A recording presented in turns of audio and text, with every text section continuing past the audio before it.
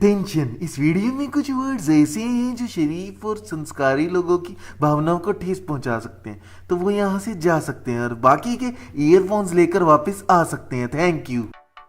Subscribe button को दबाकर subscribe कीजिए और बेल आइकन को दबाकर लेटेस्ट वीडियोस को सबसे पहले देखिए। दोस्तों, हमें गर्व होना चाहिए कि हम एक ऐसे देश में रहते हैं जहाँ हर चीज की आजादी है, वरना आज भी एक जगह ऐसी है जहाँ अपने घर से बाहर निकलने के लिए सरकार से पूछना पड़ता है। मैं बात कर रहा हूँ नॉर्थ कोरिया की, जहाँ के शासक किम जोंग उन ने सबकी नाक में दम कर रखा है। तो बने रहिए मेरे साथ। आज इस वीडियो में जानेंगे नॉर्थ कोरिया के बारे में कुछ गांड फाड़ बातें। नॉर्थ कोरिया का जल्लाद शासक किम जोंग उन इतना निर्दयी है कि उसने अपने ही चाचा को बिल्कुल नंगा कर पूरी फैमिली के साथ भूखे कुत्तों के सामने डाल दिया, वो भी 104 भूखे कुत्ते इतने भूखे थे कि उन्होंने उसके चाचा का कुछ नहीं छोड़ा, नुन्नू तक नहीं छोड़ा। नुन्नू हर 5 साल में यहाँ वोटिंग होती है और यहाँ के लोगों को वोट डालना ही पड़ता रहता है, लेकिन उनको कोई और ऑप्शन दिया ही नहीं जाता। किम जोंग उन के खिलाफ कोई खड़ा हो जाए मतलब ही नहीं, और अगर कोई वोट ना दे तो उसे जेल में डाल दिया जाता है। तो फिर वोट देने का फायदा ही क्या हुआ? इस चीज को आज तक कोई नहीं समझ पाया, कोई भी नहीं।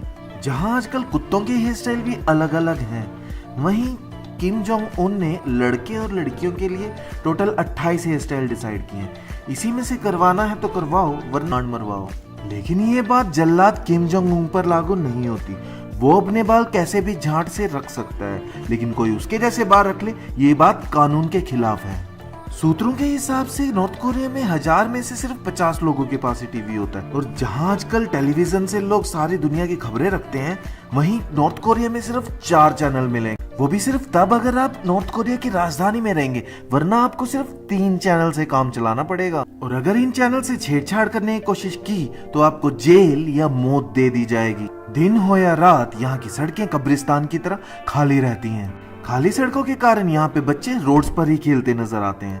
बच्चों के लिए सड़क से कार का गुजरना मानो जैसे बॉयज हॉस्टल में किसी लड़की का आ जाना। गाड़ी लेने का सोच ही नहीं सकते, और अगर कोई ले भी ले तो उसका ड्राइविंग लाइसेंस अप्रूव ही नहीं किया जाता।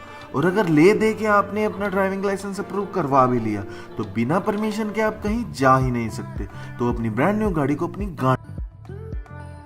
अपने आप को दुनिया से अलग दिखाने के लिए साल 1912 में किंग एल्सन के जन्मदिन के दिन नॉर्थ कोरिया का कैलेंडर दुनिया से अलग हो गया था। जहां सारी दुनिया 2019 में जी रही है, नॉर्थ कोरिया में अभी भी 106वां साल चल रहा है। हो गई ना सच में गांडफाड़ बात। स्कूलों में यहाँ बच्चों को इतिहास के नाम पर चुनाया जाता है।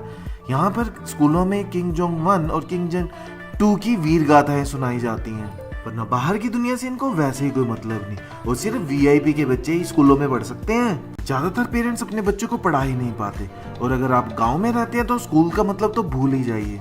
नॉर्थ कोरिया में अगर आप बाइबल पढ़ते पकड़े गए या अपना नुन्नू हिलाते हुए पकड़े गए तो आपको मौत की सजा सुना दी जाएगी, क्योंकि पोर्न देखना हमारा गैर कानूनी है। ओए गैर का नहीं, ये तो हमारा खुद का नूनी है भाई। अगर आपने बाहर की लड़की सेट कर रखी है तो नॉर्थ कोरिया में आपको उससे बात करने के लिए अपनी जान देनी पड़ेगी।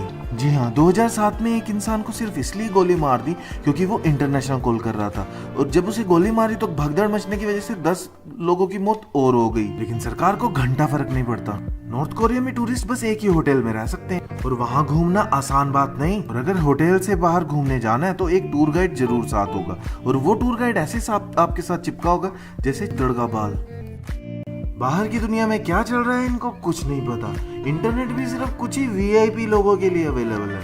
यहाँ की लगभग पूरी आबादी गरीबी में जी रही है। स्टेशंस, रोड्स सब खाली पड़े रहते हैं। बाजार भी बिल्कुल खाली नजर आता है। इलेक्ट्रिसिटी भी बस कुछ घंटे आती है। हर घर में सरकार द्वारा नियंत्रित रेडियो लगाई गई, जिसे मत बंद करना सख्त मना है। जींस पहनकर घर से बाहर निकल गए तो या तो लाते काट दी जाएंगी या तब तक डंडे बरसाएंगे जब तक लाते टूट ना जाए।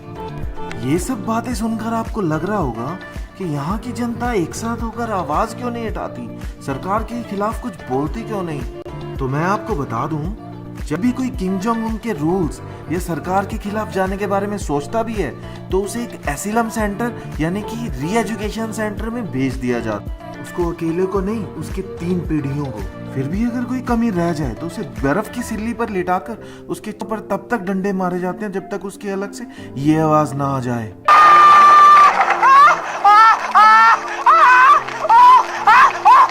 तो अगर मेरी वीडियो वीडियो आपको पसंद नहीं आई तो कमेंट सेक्शन में जरूर बताएं, अगर पसंद आई तो सब्सक्राइब और बेल आइकन दबाकर जरूर जाएं। अगर आपने बेल आइकन नहीं दबाया तो आप मेरी कल की वीडियो मिस कर देंगे और आपकी लाइफ में रह जाएगा कुछ सूनापन। Thank you guys.